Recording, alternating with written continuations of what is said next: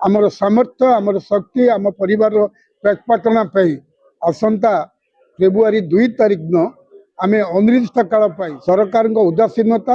एवं आम प्रति हेय ज्ञान एवं आम प्रति जो अवास्तव उद्भट कटु मंतव्य प्रदान कर विरुद्ध में प्रतिवाद करूँ आमर न्याय दाबी करूँ। फेब्रुआरी मास 2 तारिख आंदोलन को आम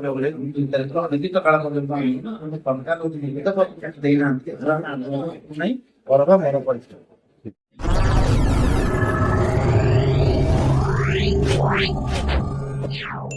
प्रभात महांती अध्यक्ष ओडिशा सरकारी आउटसोर्सिंग कर्मचारी महासंघ शुणु आपण मैंने अल्प बहुते सारा ओडिशा समस्त व्यवस्था जानी जे आम आमर 3 गोटी दाबी नहीं आम आंदोलन करूँ गत मार्च मास 25, 26, 27, 28 से दिन मान्यवर 2 जन विधायक सरकारी दलर श्री बाबू सिंह इराशीष आचार्य आसी आमको कहते जे मान्यवर मुख्यमंत्री गोटे सब कमिटी करिसेंती श्रीयुक्त पृथ्वीराज हरिचंदन मान्यवर आईन मंत्री अध्यक्षता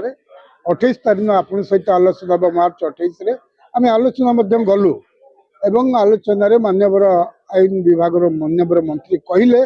जे आपण को गोटे डेलीगेट मुख्यमंत्री सहित ए बाबद आलोचना ही यार निर्यास बाहर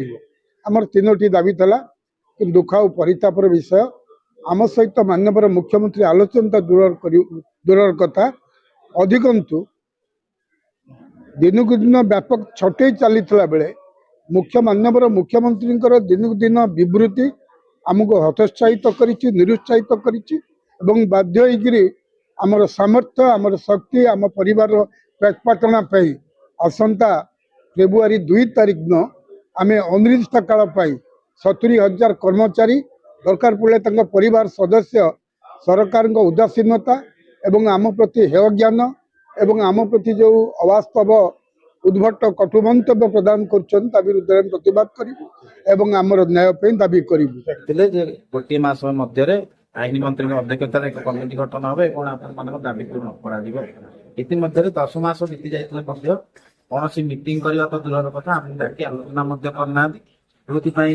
आउ थे आम आंदोलन पूरा रेडी आसंता फेब्रुआरी मास 2 तारिख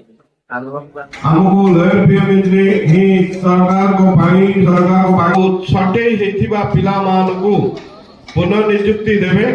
सम्मान और स्वाभिमान को फेरे आम मान को बलि पकेवा चाहिए तथापि आम आम निजर सम्मान परिवार सम्मान आम लड़ीबा न्याय दाबी हासिल करवा ए विश्वास मोर अच्छी केवल आता पाइबा सरकार आमर समस्त दाबी गुड़ा को मानि नेबे आमर कथा कामटा को ही करेंगे ए विश्वास रखुची सरकार को पाखरे परिवर्तित परिस्थिति से भ्यू चेंज कर